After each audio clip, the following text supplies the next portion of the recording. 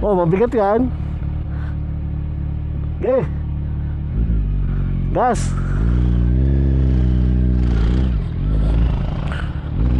Oh, oh, oh, oh. Ay na. Yun, sinasabi ko. Hi guys! Just a simple ride. Lumabas lang dahil nangangating mag-ride. Let's go! Sama natin ang ating Kymco S400i. So due na yan for change oil, no? Parang malapit na mag 5,000.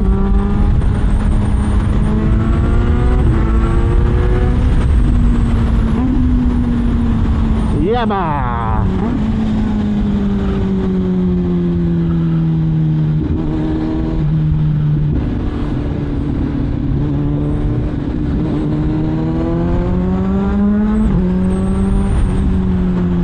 Sarap dito. Hanap tayo din sa yung tinatambay namin. Hanap tayo dyan na matitigilan muna.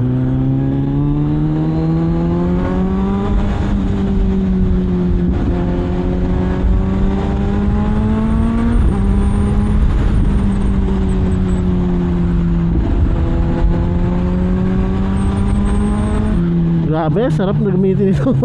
Ninja 1000. Though matagal na nilabas ang Ninja 1000, no? Yung mga nauna ng version ito, same frame. So yun nga, no? Minilabas na dating Ninja 1000, no? Same frame lang, same tank, same lang lahat, electronics lang pinagkaiba.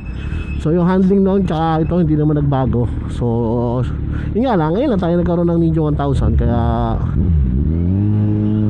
ngayon ko lang na-experience ang Ninja 1000. Ang handling nito, ang ganda ng handling, ang ganda ng torque, ng mid-range power at hanggang dulo.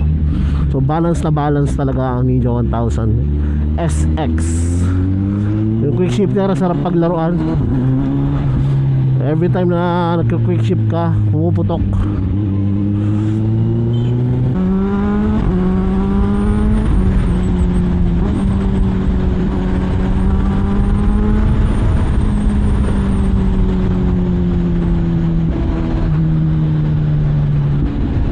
Mamaya magdo-drone siya tayo doon.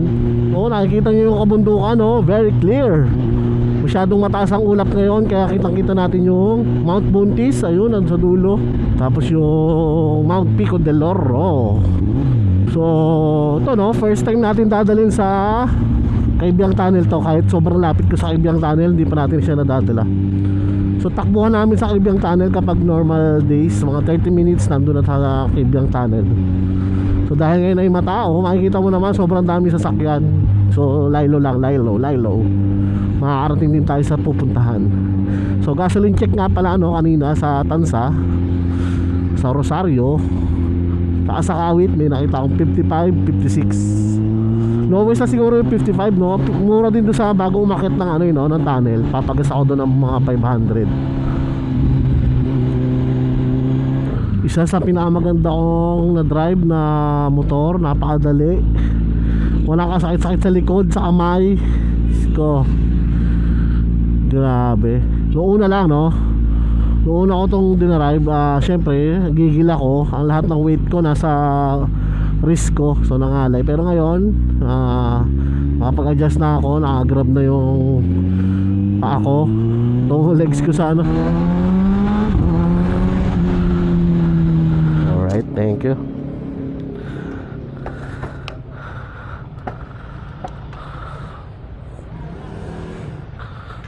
Yan.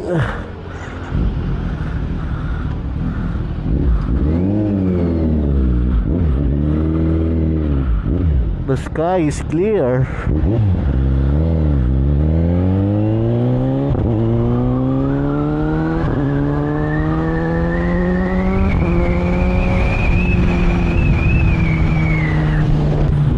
So yan, nakarating na naman tayo dito sa walang kasawa-sawang Halcong Ternate. Siyempre bata pa lang ako, nakapag-ride na ako dito, wala pang Kaibiang Tunnel, nagra-ride na tayo dito pataas. Nga lang, hanggang doon lang tayo sa Marine Base. Oo, matagal na yung Marine Base. Bata pa ako, Marine Base na yan. Yun nga lang, nung ako'y 2013 nag-work ako, pinondahan nila yung ano, no, nung Hamilo, tsaka ng private public partnership yan ng tunnel, Kabyang Tunnel. Woo! Naalala ko, no, 10 years ago, ang gamit ko pa dito yung aking 100cc na motor.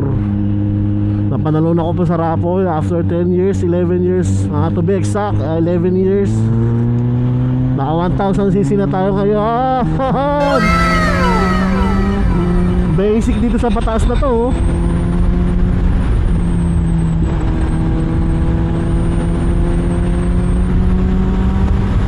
Kung naka 100cc ako, hirap na umakyat noon.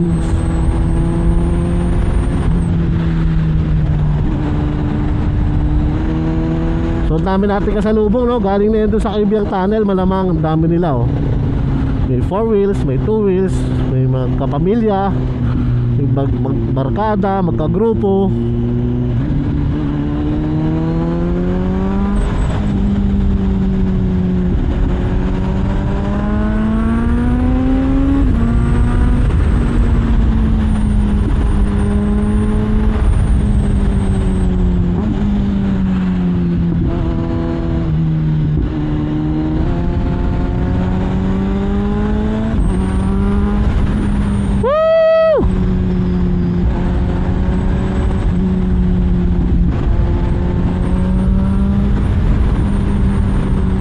Nakaimek ang tropa.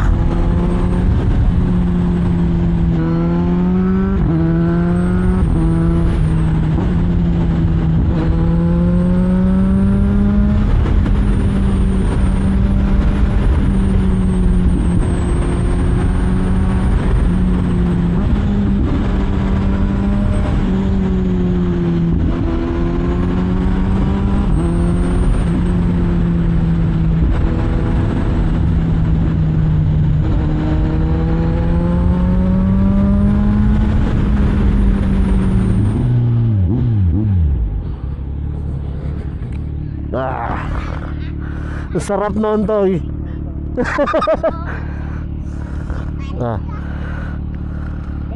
Ayun na, mainit na, mapasok ka dyan. Doon tayo, para walang tao. Daming tao dyan eh. Dito tayo.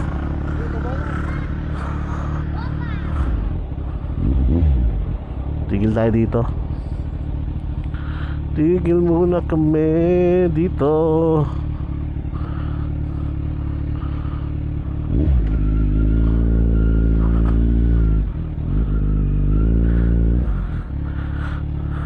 Ay, ganon.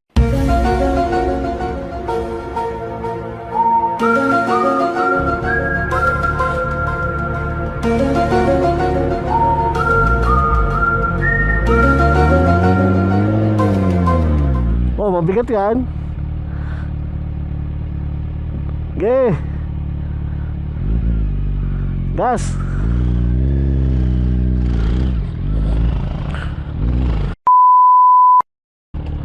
Yun, sinasabi ko.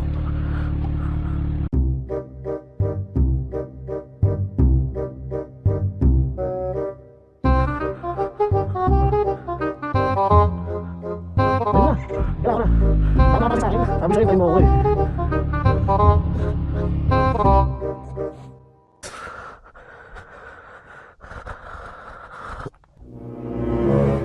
Tulong!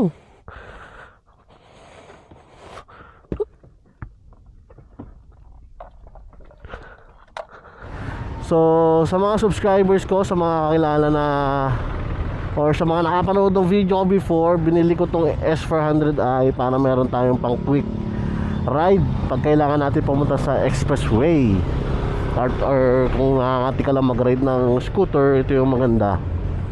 So pero binili ko to para gamitin din pang tandem sa ating 1000cc.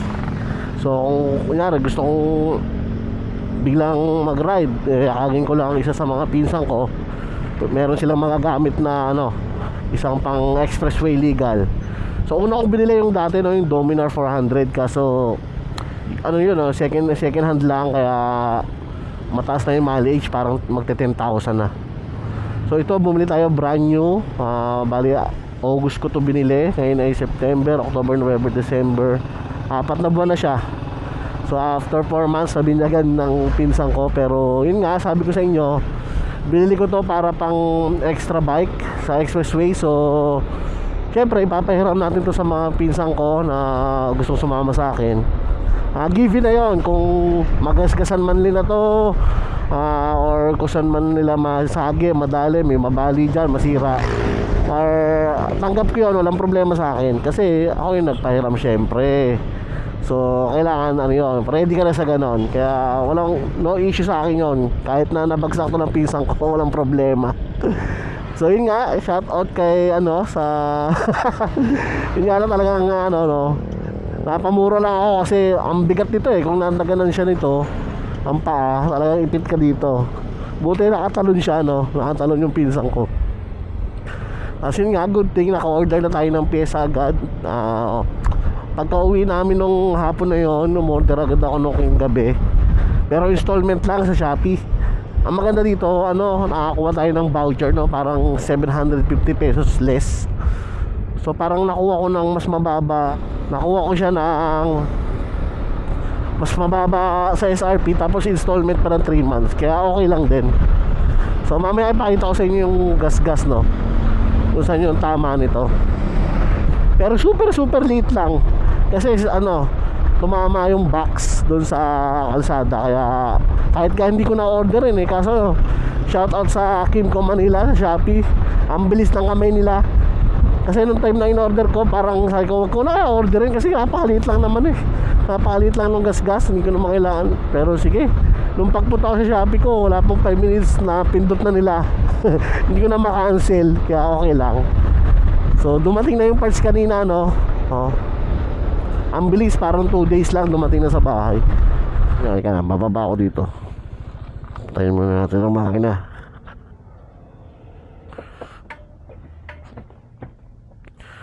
Kung makikita nyo, itong sticker na to matagal na yan eh. Sa kabila pala yan.